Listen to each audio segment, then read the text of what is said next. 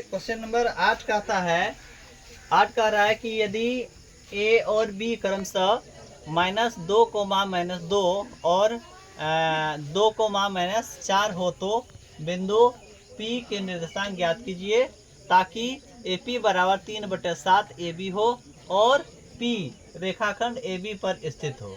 तो ये जो कह रहा है इसके अनुसार हमने बनाया है, ये A है, ये B है, A का भी निर्देशांक लिखा है और B का भी निर्देशांक हमने लिखा है। इसके बाद ये जो कह रहा है कि AP बराबर 3/7 AB है, तो वही चीज़ को यहाँ लिखें, AP बराबर 3/7 AB, और इसको हमने क्रॉस मल्टीप्लाई करके हल किया है। तो ये क्या हुआ, 7AP बराबर 3AB। ठीक है, क्योंकि इसको क्रॉस मल्टी करके वज्र गुणन करना होगा। इस आधार पर अगर देखते हैं तो क्या हो रहा है, AP बराबर 3 आ रहा है, AB बराबर 7 आ रहा है, यानी AP बराबर 3 आया, AB बराबर 7 आया। उस आधार पर M1 बराबर 3 होगा और M2 बराबर 4 होगा। क्यों 4 होगा, क्योंकि इन्होंने बोला है, क्या बोला, AB बराबर 7। यहाँ देखो ध्यान, AB बराबर 7, तो A यहाँ है और B यहाँ है, तो AB बराबर ने 7 बोला है।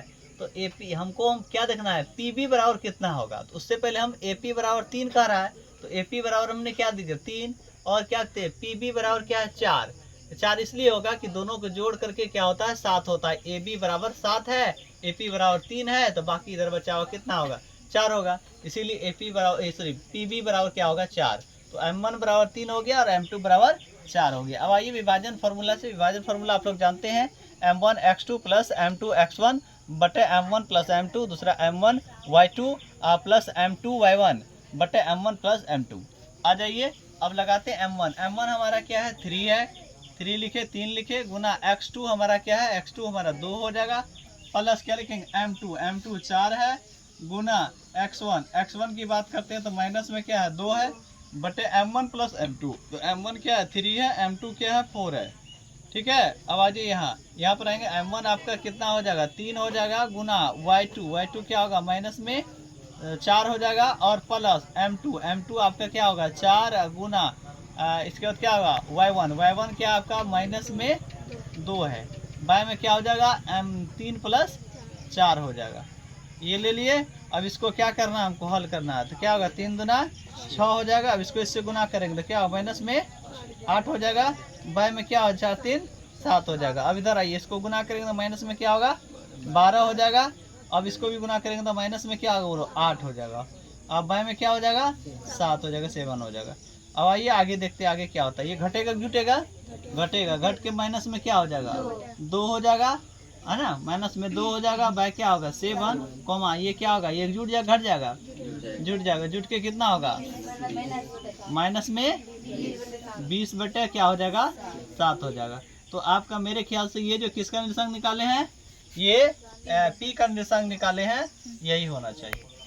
9 नंबर सवाल कहता है कि बिंदुओं A है ना -2, +2 और B जो है 2, 8 को जोड़ने वाली रेखाखंड AB को 4 बराबर भागों में विभाजित करने वाले है ना बिंदुओं के निर्देशांक ज्ञात कीजिए। तो देखिए यहाँ पर A है और यहाँ पर B है। A के निर्देशांक है आपका -2, +2 और B का निर्देशांक है आपका 2, 8। अब इस दोनों बिंदुओं को क्या कर रहा है, ये रेखाखंड को जो है 4 बराबर भागों में बांट रहा है। 4 बराबर भागों में बांटेंगे तो यहाँ 1 हुआ, ये 2 हुआ, ये 3 हुआ, ये 4, अर्थात 3 बिंदु आया। 4 बराबर भागों में बांटने के लिए 3 बिंदु आया, एक P, एक Q, एक R। ठीक है, तो हमको बारी बारी से क्या करना है, P का भी निर्देशांक ज्ञात करना है, Q का भी ज्ञात करना है और R का भी ज्ञात करना है। तो इसे हम ज्ञात करने के लिए विभाजन फॉर्मूला भी अपना सकते हैं और दूसरा हम मध्य बिंदु का निर्देशांक भी अपना सकते हैं। ठीक है, तो हम यहाँ पर लिए मध्य बिंदु का निर्देशांक। देखिए आप हम क्या लिखेंगे, AB का मध्य बिंदु, यहाँ देखिए AB का मध्य बिंदु लिखे हैं। तो अब देखिए A यहाँ है, B यहाँ, मध्य बिंदु बोले तो बीच का बिंदु ये नहीं होगा, अर्थात किसका निकाले हम, Q का निकल जाएगा, है ना। जब Q का निकल जाएगा तो हम क्या लिखेंगे, AQ का मध्य बिंदु, ये AQ का मध्य बिंदु कौन होगा, P हो जाएगा, P का भी निकल जाएगा। फिर इसके बाद हम क्या लिखेंगे, QB का मध्य बिंदु, QB का मध्य बिंदु कौन हो जाएगा, ये R, तो R का भी निकल जाएगा। तो मध्य बिंदु बराबर भी निकाल सकते हैं, विभाजन सूत्र वाला भी निकाल सकते हैं। तो मध्य बिंदु बराबर आते हैं, AB का मध्य बिंदु तो x1 की जगह पर आपका क्या हो जाएगा, माइनस में 2 हो जाएगा, प्लस x2 की जगह पर क्या होगा आपका 2 हो जाएगा, बाय में क्या हो जाएगा 2 हो जाएगा, कोमा y1 की जगह पर आपका 2 है और प्लस y2 की जगह पर 8 है, बाय में क्या हो जाएगा 2 हो जाएगा। सही है। आइए यहाँ पर तो क्या होगा, ये क्या होगा 0 हो जाएगा, कट के हो गया, बाय में 2 हो जाएगा, यहाँ पर कितना होगा 10 हो जाएगा, बाय में क्या हो जाएगा 2 हो जाएगा। तो अब बताइए ये कितना होना चाहिए, ये हो जाएगा कितना, ये कट के 0 और ये कट के कितना हो जाएगा 5। तो हमारा क्या निकला है, यानी किसका निर्देशांक निकाल लिए हम निकाले हैं 0,5। ये किसका निकला है, क्यू का निकल गया। ठीक है, अब हम क्या निकालेंगे, ये दोनों का मध्य बिंदु में कौन है, पी है। तो हम क्या लिखेंगे, ए क्यू का मध्य बिंदु है ना, ए, और हमने सूत्र लिखा x1 प्लस x2 बटे 2 y1 प्लस y2 बटे 2। आप ध्यान देंगे ए क्यू की बात की है तो ए वाला 1 में होगा, क्यू वाला सब 2 में होगा। तो x1 की जगह पर हमने क्या लिखेंगे, माइनस में क्या लिखना है 2 लिखना है, और क्या लिखेंगे प्लस x2 की जगह पर क्या लिखेंगे 0, y में क्या लिखेंगे 2। दूसरा क्या होगा, y1 की जगह पर आपका क्या हो जाएगा 2 हो जाएगा, और y2 की जगह पर आपका 5 हो जाएगा, y में क्या हो जाएगा 2। अब इसको कष्ट कर लेते हैं, देखिए आगे क्या होता है, ये हो जाएगा माइनस में 2 बाय क्या हो जाएगा 2 हो जाएगा, कोमा यहाँ पर हो जाएगा 7 बाय क्या हो जाएगा 2 हो जाएगा। तो आप देखेंगे कि ये कट के कितना हो जाएगा भाई, ये कट के हो जाएगा, ये कट के हो जाएगा माइनस में 1 हो जाएगा, और ये क्या होगा 7 बाय है ना 2 ही होगा। ये किसका निर्देशांक निकल गया, ये निकल गया किसका, पी का निर्देशांक। तो हम इसको लिख देते हैं माइनस में 1 और 7 बट्टे, जल्दी बताओ क्या होगा 2 होगा। ये होगा किसका, पी का।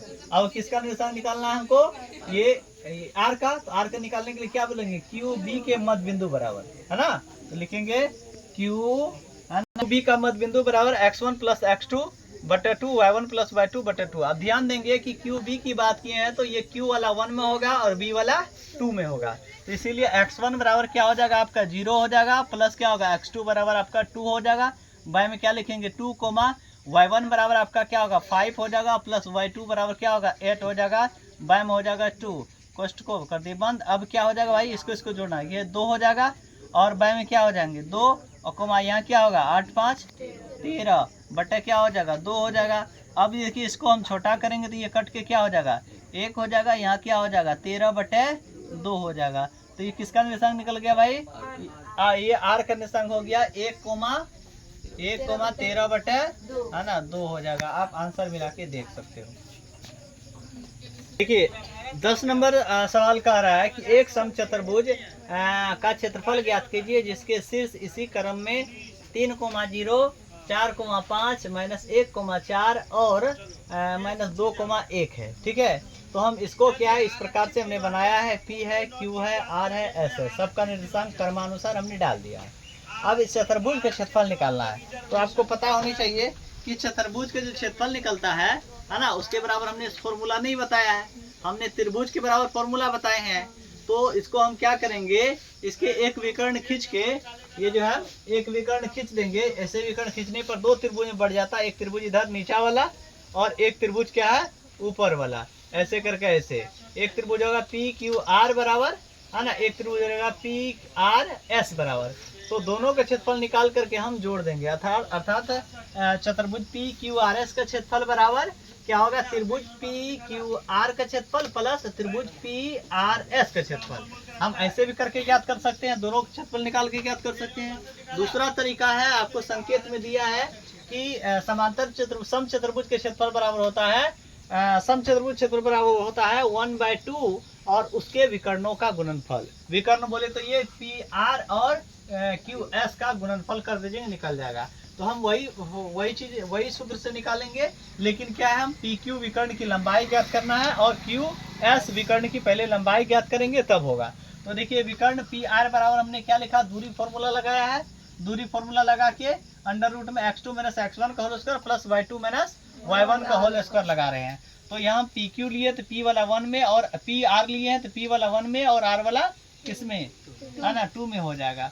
तो आइए इसमें हम फॉर्मूला लगाते हैं, ये हो जाएगा आपका x2 की जगह पर कौन आएगा माइनस में 1 आ जाएगा, माइनस x1 की जगह पर क्या आएगा 3 आ जाएगा, इसका क्या लगाना होल स्क्वायर, और प्लस क्या होगा y2 की जगह पर क्या हो जाएगा 4 हो जाएगा, और क्या होगा माइनस y1 जगह पर 0 हो जाएगा, इसका क्या लगाना है होल स्क्वायर। ये सभी चीज क्या अंडर रूट में होगा।